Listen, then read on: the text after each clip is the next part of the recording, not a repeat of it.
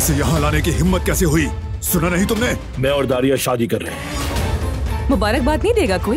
इस औरत से कैसे शादी कर सकते हो? वो कातिल जिसने मेरी बीवी को मारने की कोशिश की।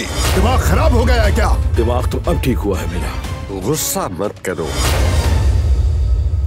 मुझे ये रिश्ता कबूल है।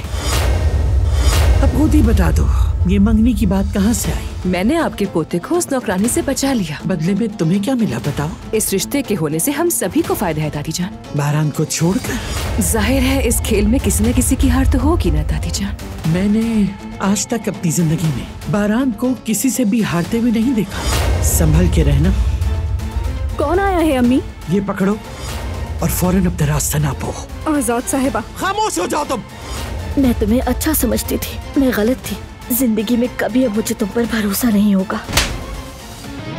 वो कहानियाँ अधूरी जो न हो सकेगी पूरी, उन्हें मैं भी क्यों सुनाऊं, उन्हें तुम भी क्यों